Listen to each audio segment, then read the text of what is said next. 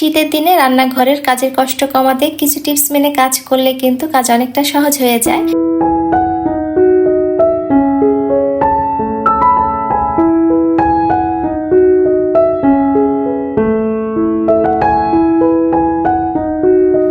আসসালামু আলাইকুম, আমি Faria, Faris family blog YouTube channel থেকে নতুন দিনে নতুন আরো একটি ব্লগ ভিডিও নিয়ে আপনাদের মাঝে, কাছে এবং দূরে যে যেখান থেকে আমার আজকের ভিডিওটি দেখা শুরু করেছেন, আশা করি সবাই আল্লাহর রহমতে ভালো আছেন, পরিবার পরিজন নিয়ে নিরাপদে আছেন। আলহামদুলিল্লাহ, আমিও আমার পরিবার পরিজন নিয়ে ভালো আছি। সকালে ঘুম থেকে উঠে কাপড়টা মেশিনে দিয়ে দিলাম, কারণ এখন যেহেতু ছোটবেলা, রোদ বেশিক্ষণ থাকে না, আর আমি যেহেতু বারান্দাতে কাপড় শুকাই, তো ভাবলাম তাড়াতাড়ি কাপড়টা দিয়ে দিই।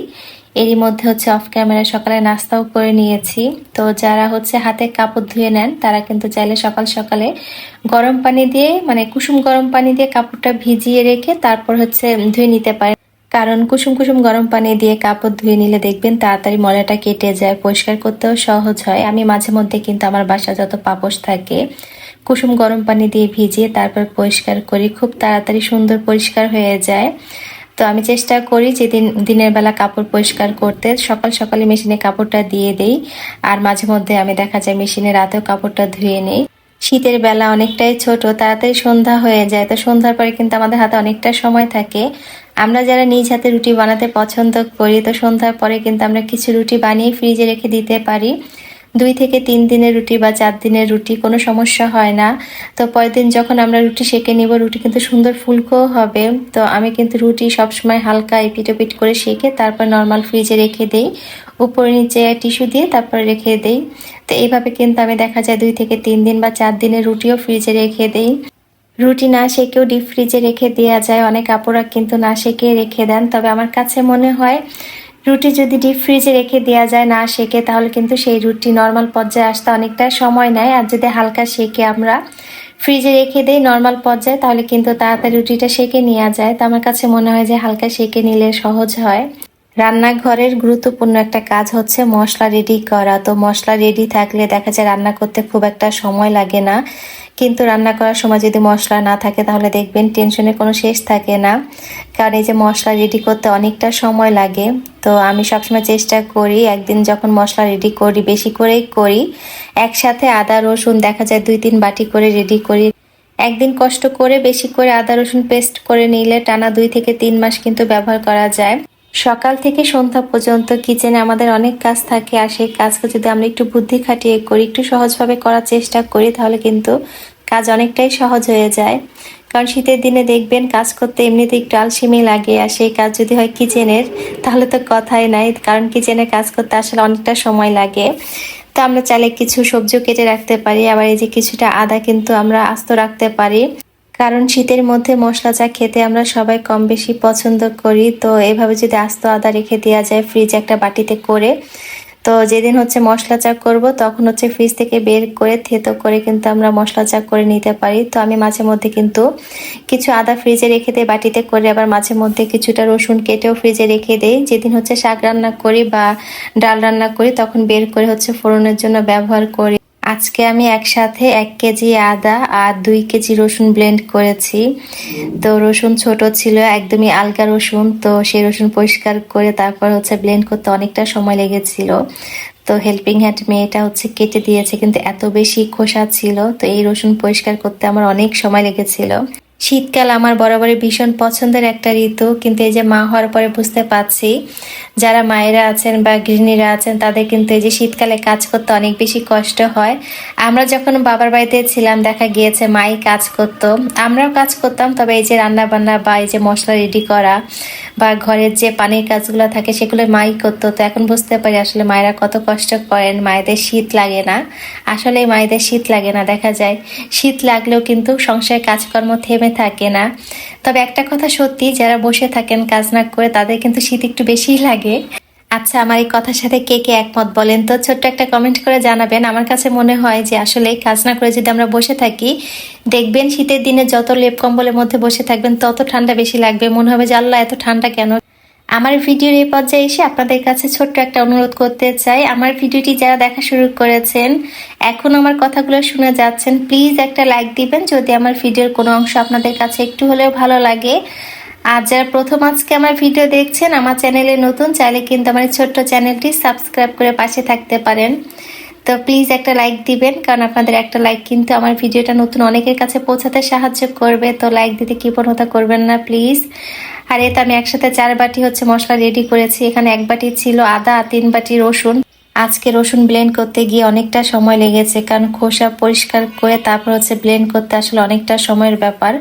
সাথে কিন্তু কষ্ট হয়েছে, কারণ আমরা যতই হেল্পিং হ্যান্ডকে দিয়ে কাজ করে না কেন, সেই কাজ যখন আবার নিজেকে করতে হয় তখন আসলে দুঃখের কোনো শেষ থাকে না।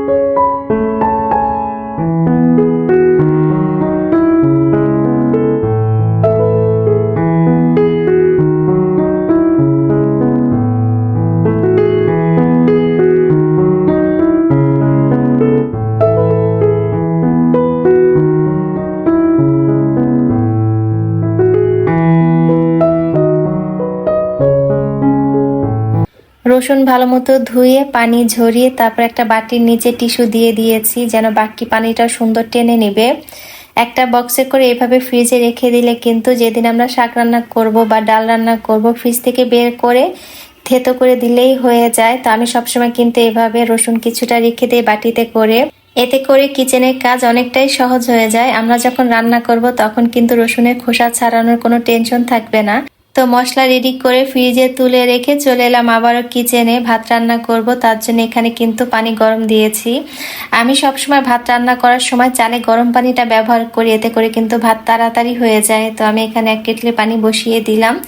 আবার আমি যখন তরকারি রান্না করি তখনও কিন্তু গরম পানিটা দিয়ে থাকি, এতে করে তরকারিটাও তাড়াতাড়ি রান্না হয়ে যায়। তো আজকে হাতে মেখে গরুর মাংস রান্না করব, আর সাথে ছোট মাছের চচ্চড়ি, শাক ভাজি করব। তো রান্না বান্নার এই ভিডিও ক্লিপগুলো ছিল যেদিন আমার বড় আপুরা আমাদের বাসায় আসে, হঠাৎ করে রাতে চলে আসে, এসে আমাদের সারপ্রাইজ দেয়। তো পরের দিন দুপুরবেলা কিন্তু 2 বোন মিলে রান্না বান্না করেছি। গরুর মাংস হাতে মেখে রান্না করেছিলাম, অনেক মজা হয়েছিল খেতে।